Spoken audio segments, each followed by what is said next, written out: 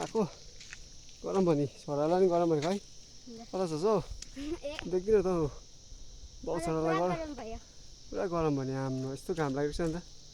घाम पनि हेर्नुहोस् न त कस्तो छ काम गर्नेलाई पनि कस्तो हुन्छ काम गर्ने झन् पुरा गरम हुन्छ नि बिचराहरू अब के गर्ने अब गर्नुपर्छ काम भने चाहिँ हो त्यो चाहिँ बाबियाको बोटरी हो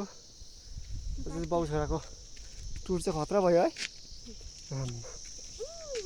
तल पुगेर आएको नि त तल पुगेर आएको नि त ल तल गाउँसम्म पुगेको झन् आम्मा मजा आउँथ्यो होला नि हिँड्नु सकेन नि त हिँड्नु सक्यो भने त जान्थ्यो कि हिँड्नु सकेन नि त हामी बाउ छोरा चाहिँ अब यसरी छोरा नि यत्रो भइसक्यो नि त अम्बो बाउ जत्रो हुनु आँटेछ नि पल्टन चाहिँ गएर चाहिँ खिचेर काम पढेर पल्टन चाहिँ मलाई दुःख भइसक्यो अब मजाले पढेर पल्टन गएर चाहिँ एउटा बन्दुक चाहिँ ल्याइदिएर आइज है मलाई पनि हो त्यो भन्दैछ अब के गर्नु अरू त के है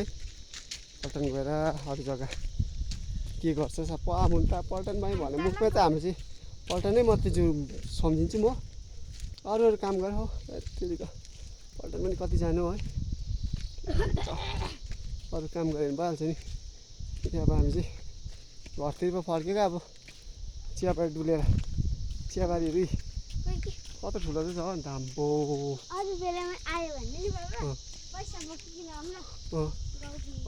चाहिँ पैसा बोकिन आउने अरे आइसक्रिम खाने अब यो कहाँ पाउँछ हौ आइसक्रिम आइसक्रिम त्यो अस्ति यहाँबाट जान्थ्यो नि त्यो